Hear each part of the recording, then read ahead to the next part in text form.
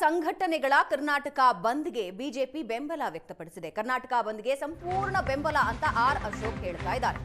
ಸರ್ಕಾರ ನೀರು ಬಿಡೋದಕ್ಕೆ ತಯಾರಾಗಿದೆ ಅಂತ ಆರ್ ಅಶೋಕ್ ಆಕ್ರೋಶ ವ್ಯಕ್ತಪಡಿಸ್ತಾ ಇದ್ದು, ವಿಜಯ್ ಜೊತೆ ದೋಸ್ತಿ ಮಾಡಿಕೊಂಡು ಡಿಕೆಶಿ ನಾಟಕ ಮಾಡ್ತಾ ಇದ್ದಾರೆ. ತಮಿಳುನಾಡು ಸರ್ಕಾರ ಕಾಂಗ್ರೆಸ್ಗೆ ಬ್ಲಾಕ್ ಮೇಲ್ ಮಾಡ್ತಾ ಇದೆ.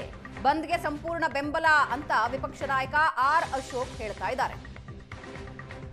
ಕಾವೇರಿ ನೀರು ಉಳಿಯೋಗೋಸ್ಕರ ಕಾವೇರಿ ಮಡಿಲು ಬರಿದಾಗಬಾರ್ದು, ಕಾವೇರಿ ತಾಯಿಯ ಶಾಪ ತಟ್ಟಬಾರ್ದು. ಆ ದೃಷ್ಟಿಯಿಂದ ನಾವು ಯಾರೇ ಈ ಸರ್ಕಾರದ ವಿರುದ್ಧ ಹೋರಾಟ ಮಾಡಿದ್ರೆ, ನೀರಿಗಾಗಿ ಹೋರಾಟ ಮಾಡಿದ್ರೆ ನಾವೆಲ್ಲರೂ ಕೂಡ ಅವರಿಗೆ ಬೆಂಬಲವಾಗಿ ನಿಲ್ತೀರಿ. ನಾವೆಲ್ಲರೂ ಕೂಡ ನೀರಿಗಾಗಿ ಎಲ್ಲ ರೀತಿಯಾದಂಥ ಈ ಜಲಕ್ಕೋಸ್ಕರ, ಕರ್ನಾಟಕದ ಜಲಕ್ಕೋಸ್ಕರ ಯಾರೇ ಹೋರಾಟ ಮಾಡಿದ್ರು ಅವ್ರಿಗೆ ಬೆಂಬಲ ಕೊಡ್ತೀರಿ.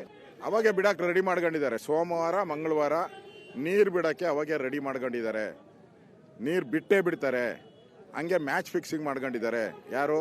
ತಮಿಳುನಾಡು CM ಜೊತೆ DK ಶಿವಕುಮಾರ್ ಅವರು ಮ್ಯಾಚ್ ಫಿಕ್ಸಿಂಗ್ ಮಾಡಿದ್ದಾರೆ. ಇದಕ್ಕೆ ಮೇನ್ ಸೂತ್ರಧಾರ ರಾಹುಲ್ ಗಾಂಧಿ ಹೇಳಿದ್ದಾರೆ, ನೋಡಪ್ಪ ಅದು ನಮ್ಮ ಸರ್ಕಾರ, ತಮಿಳುನಾಡಲ್ಲಿರೋದು ನಮ್ಮ ಸರ್ಕಾರ, ಅದನ್ನು ಏನಾನ ಮಾಡಿ ಸೇಫ್ ಗಾರ್ಡ್ ಮಾಡು. ಹೊಸದಾಗಿ ಬಂದಿದೆ, ಇಲ್ಲಿ ಹಳೆ ಕಾಂಗ್ರೆಸ್ ಇದೆ, ಅಲ್ಲಿ ಹೊಸ ಕಾಂಗ್ರೆಸ್ ಇದೆ, ಅದಕ್ಕೆ ಹಳೆ ಕಾಂಗ್ರೆಸ್ ಸ್ವಲ್ಪ ಹೊಸ ಕಾಂಗ್ರೆಸ್ಗೆ ಸಪೋರ್ಟ್ ಮಾಡುವಂತ ಮಾಡಿದ್ದಾರೆ. ಗ್ಯಾರಂಟಿ ಬ್ಲಾಕ್ ಮೈಲ್ ಮಾಡ್ತಾ ಇದ್ದಾರೆ. ರಾಹುಲ್ ಗಾಂಧಿನ ಇವಾಗ DK ಶಿವಕುಮಾರ್ನ ಬ್ಲಾಕ್ ಮೈಲ್ ರಾಹುಲ್ ಗಾಂಧಿ ಮಾಡ್ತಾ ಇದ್ದಾರೆ. ಅಲ್ಲ, ಬಂದು ಕನ್ನಡ ಪರ ಸಂಘಟನೆಗಳು ಎಲ್ಲರೂ ತಗೊಂಡಿದ್ದಾರೆ.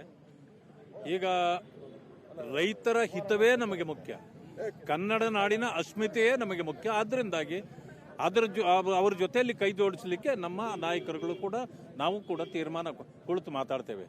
ಈಗಾಗಲೇ ಸರ್ಕಾರ ಏನ್ ಮಾಡಿದೆ, ಒಪ್ಪಂದದ ಮೇಲೆ ಚಕ್ಕಂದಾಡ್ತಾವ್ರೆ. ಅವರು ತಮಿಳುನಾಡು ಸರ್ಕಾರದ ಜೊತೆ ಒಪ್ಪಂದ ಮಾಡ್ಕೊಂಡು ಚಕ್ಕಂದಾಡ್ತಾವ್ರೆ.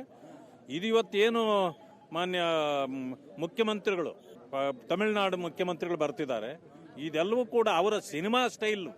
ಅವ್ರದ್ದು ಸಿನಿಮಾ ಬೇರೆ ಏನೋ, ಅವ್ರ ಸಿನಿಮಾ ಶೀಘ್ರದಲ್ಲಿ ಬಿಡುಗಡೆ ಆಗ್ತಾ ಇದೆ. ಬಹುತೇಕ ಅದ್ರ ಪ್ರಮೋಷನ್ ಬರ್ತಾ ಇರೋದು ಅವರು. ಇವರು ಅದನ್ನ ಏನೋ ನಮ್ಮ ನೀರು ಕೊಡಕ್ ಬರ್ತಾವ್ರಿ ಅನ್ಕೊಂಡವ್ರೆ, ನೀರು ತಗೊಂಡೋಗಕ್ ಬರ್ತಾ ಇರೋದು. ಆದ್ರಿಂದ ಇಂಥ ಒಪ್ಪಂದದ ಚಕ್ಕಂದಗಳನ್ನೆಲ್ಲ ನಾವು ಒಪ್ಪೋದಿಲ್ಲ. ನಮ್ಮ ಯಾರೇ ರೈತರ ಪರವಾದ ಹೋರಾಟಕ್ಕೆ, ನೀರಿನ ಹಕ್ಕಿಗಾಗಿ ಹೋರಾಟ ಮಾಡಿದ್ರೆ ಅವ್ರ ಜೊತೆ ನಾವು ಕೈ ಜೋಡಿಸ್ತೇವೆ. ಅಲ್ಲ,